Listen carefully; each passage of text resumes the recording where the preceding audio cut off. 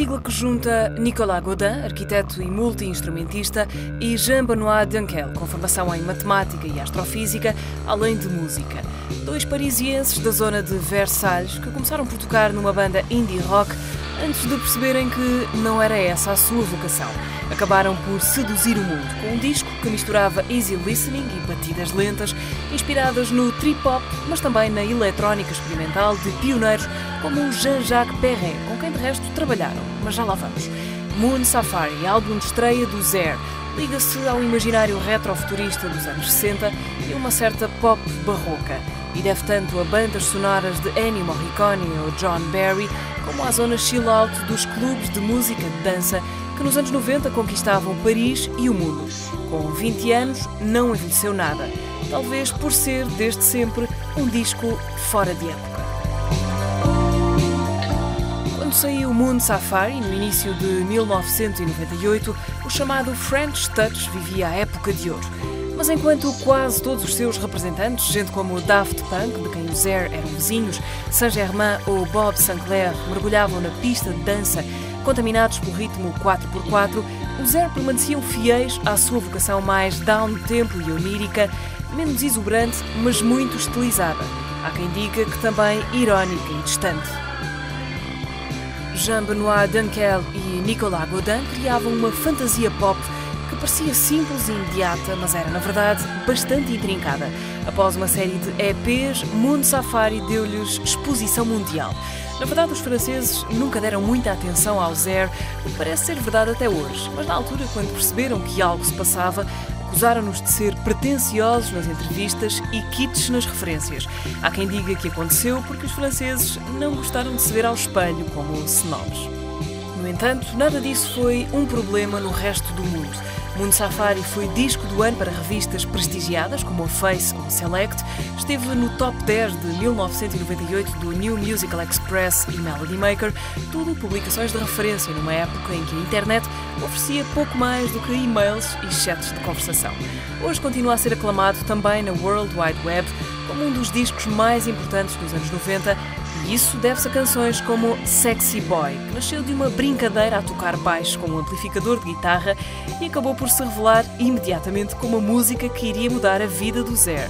Sexy Boy é de facto a canção mais conhecida da dupla francesa, já foi usada em publicidade, filmes e séries de TV como Queer as Folk e foi alvo de várias versões, entre elas uma de Franz Ferdinand.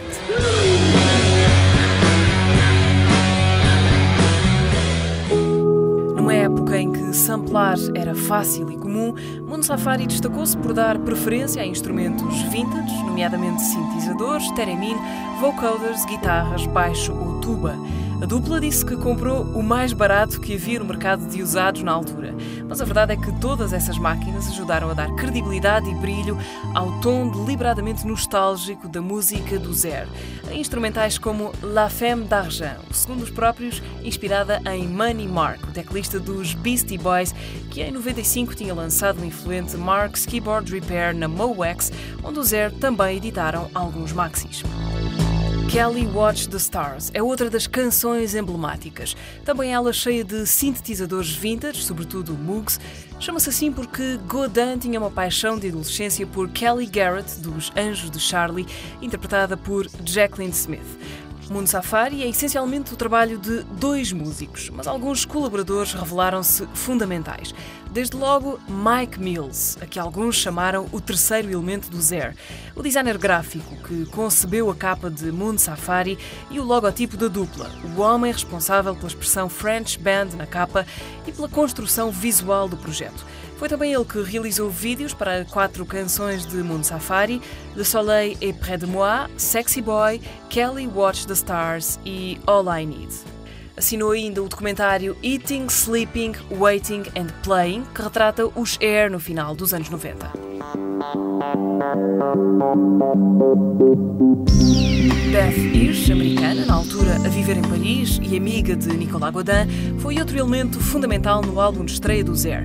Deu voz a You Make It Easy e All I Need, as canções mais açucaradas de Moon Safari, dignas de todas as comparações ao material clássico de Burt Bacharach e Carpenters, que na altura o Zer terão jurado não conhecer.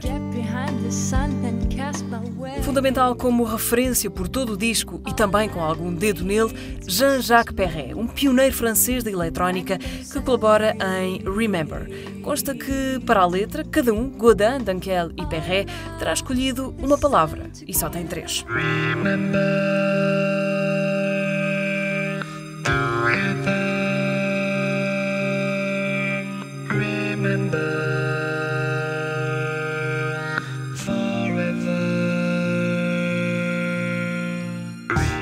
Pop sofisticada e inteligente, assumidamente retro, mas virada para o futuro, a música do Zer, sobretudo em Moon Safari, espelhava o espírito dos tempos, um certo otimismo fantasista da transição do século, o fascínio simultâneo por passado e futuro, o hedonismo blasé que sempre ficou tão bem aos franceses. A fórmula foi sedutora e vencedora. O próximo passo do Zer foi assinarem a banda sonora para As Virgens Suicidas, de Sofia Coppola.